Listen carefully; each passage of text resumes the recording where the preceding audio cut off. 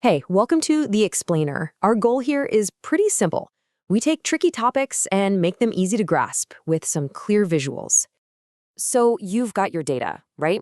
You've run an experiment, you see a change, but how do you know if that change is actually real? Or is it just, random luck?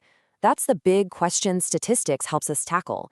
And today, we're going to look at two of the most popular tools for figuring that out. All right, so to do this properly, scientifically, we use this framework called hypothesis testing. Sounds a bit formal, I know, but the idea is actually pretty straightforward. Let's break it down. Basically, it's like setting up a little debate for your data.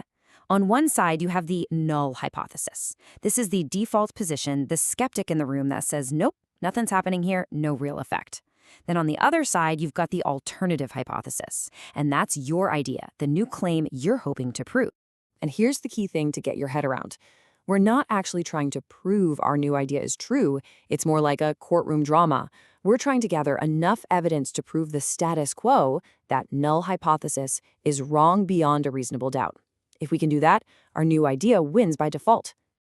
Okay, so to actually run this courtroom test, we've got a couple of go-to tools in our statistical toolkit. You've probably heard of them, the z-test and the t-test. Now, they might sound similar, but choosing the right one is absolutely critical because they're built for totally different jobs. Let's start with the z-test. I want you to think of this one as the high-powered, super precise laser tool. It's fantastic, but you can only really use it under perfect lab conditions. And by that, I mean when you have a ton of data, a large sample size, and, crucially, you already know some key information about the entire population you're looking at. And you can see that right here in the formula. See that little symbol in the bottom, the Greek letter sigma? That's the dead giveaway. That symbol stands for the standard deviation of the entire population. And you have to ask yourself, how often do you actually know that? It's a pretty big assumption, right? Okay, so if the z-test is the laser, the t-test is like your trusty, all-purpose Swiss Army knife. It's way more versatile and built for the real world. It's what you reach for when things aren't so perfect, when you have a smaller sample size, or when you have no clue what that population standard deviation is. And let's be honest, that's most of the time. And again, the formula tells the whole story. Look closely. No more sigma. Instead, we've got an S down there. That S stands for the standard deviation that we calculated from our sample alone. It's just an estimate, not the real deal. And because it's an estimate, the whole t-test is designed to be a bit more careful and conservative in its conclusions.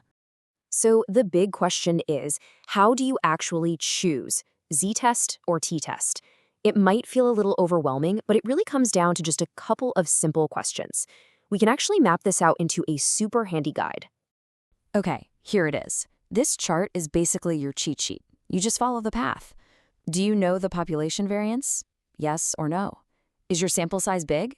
And the rule of thumb is usually 30 or more? Or is it small? If you're in that sweet spot of knowing the variance and having a large sample, you can use the z-test. For pretty much everything else, the t-test is going to be your best friend. It's just the safer, more common choice.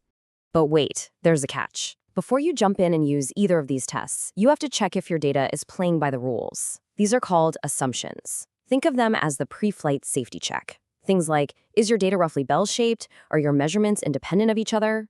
If you ignore these, your results could be completely meaningless, so it's a really important step. All right, enough theory. Theory is one thing, but seeing it in action is another. Let's make this concrete with a real case study from a university. This should clear everything up. So here's the scenario. A university has a special chamber where they know for a fact the concentration of radon gas is 105 picocuries. They take 12 brand new radon detectors, stick them in the chamber, and let them take a reading. The big question they're asking is, are these detectors accurate? Or, to put it statistically, is the average reading we get from these 12 devices significantly different from the true value of 105? And here's the raw data. The actual numbers that came back from those 12 detectors. Take a look. They're all over the place, right? I mean, they're kind of hovering around 105, but some are lower, some are way higher. So is this just normal random variation? Or is there something systematically off with these detectors, pushing the readings one way or the other? Okay, let's go back to our decision guide. First step, pick the right test. What do we have? A small sample, only 12, and do we know the standard deviation for every radon detector of this model in the world? Of course not. So small sample, unknown variance, ding ding ding, it has to be a t-test. Then we set up our null hypothesis, our status quo position, which is the detectors are fine, they are not biased, and the true average they'd get is 105. So you crunch the numbers from our sample, you plug them into that t-test formula, and out pops this value, negative 0.3195. Now, you might look at that number and think, so what? What does that even mean? And you're right. By itself, it doesn't mean much. It's a signal, but we need to know if that signal is strong enough to pay attention to. We need to see if it's far enough away from zero to be considered statistically significant. And here's the punchline. It's not.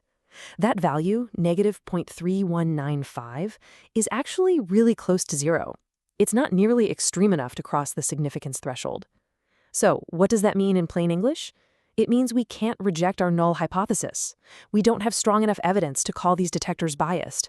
Our conclusion has to be, based on this data, they appear to be working just fine. So you might be thinking, okay, I get it, but why all the fuss about picking the right test? Well, this is so important because getting this wrong isn't just a mistake on a math test. It has real-world consequences. I love this quote from StatSig because it just nails it. Choosing the wrong test, it's like trying to navigate with a compass that's off by 20 degrees. You'll end up completely lost. You might think you've discovered something amazing when it's just random chance. Or even worse, you might completely miss a groundbreaking discovery that was staring you right in the face. And in the world of statistics, these mistakes have names. There's the type 1 error. That's the false alarm. That's when you get all excited and yell, "Eureka!" but there was nothing there. Then there's the type 2 error, which I think is almost sadder. That's the missed opportunity. The real effect was there, but your test wasn't sensitive enough to find it. The whole point of choosing the right test is to give yourself the best possible chance of avoiding both of these traps.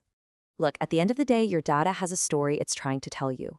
Knowing the difference between a z-test and a t-test isn't just about passing a stats class. It's about having the right tools to listen to that story and to hear it clearly. So the question is, are you using the right ones?